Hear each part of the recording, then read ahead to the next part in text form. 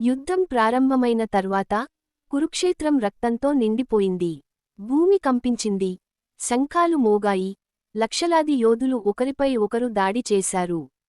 ఆ సమయంలో కౌరవుల సేనకు నాయకుడు భీష్ముడు ఒక అజేయ యోధుడు. అతన్ని ఓడించడం అసాధ్యం అనిపించింది. పాండవుల సైన్యం అతని ముందు నిలబడలేకపోయింది. అప్పుడు కృష్ణ ఒక రహస్యాన్ని చెప్పాడు. భీష్ముడు స్త్రీలపై ఆయుధం ఎత్తడు అని.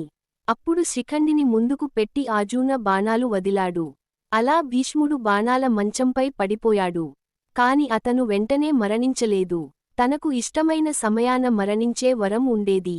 భీష్ముడు పడిపోయిన తర్వాత కౌరవుల సేనకు కొత్త నాయకుడు అయ్యాడు ద్రోణాచార్యుడు మహా గురువు మాత్రమే కాదు, భయంకర యోధుడు కూడా. అతని వ్యూహాల వల్ల పాండవులు చాలా ఇబ్బంది పడ్డారు. ఒక రోజు ద్రోణుడు చక్రవ్యూహం అనే భయంకర వ్యూహం నిర్మించాడు. దాన్ని ఛేదించగలిగినవారు చాలా కొద్దిమంది మాత్రమే. ఆ సమయంలో యువరాజు అభిమన్యు ముందుకు వచ్చాడు. అభిమన్యుడు చక్రవ్యూహంలోకి వెళ్లడం తెలుసు, కాని బయటకు రావడం తెలియదు. అయినా ధైర్యంగా యుద్ధానికి వెళ్లాడు. అతను ఒక్కడే అనేక మంది యోధులను ఓడించాడు.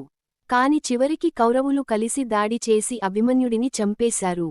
ఆ వార్త విన్న అర్జున కోపంతో మండిపోయాడు. రేపటిలోపు జయద్రథుడిని చంపకపోతే నేను అగ్నిలో దూకుతాను అని ప్రతిజ్ఞ చేశాడు. మరుసటి రోజు ఘోర యుద్ధం జరిగింది. చివరికి కృష్ణ తన మాయతో సూర్యాస్తమయం జరిగినట్టు చూపించాడు. జయద్రథుడు బయటకు వచ్చాడు. అప్పుడే అర్జునుడు అతన్ని సంహరించాడు. ఆ తర్వాత కౌరవుల ఆశ అంతా కర్ణ మీద పడింది. కర్ణుడు ఒక మహావీరుడు.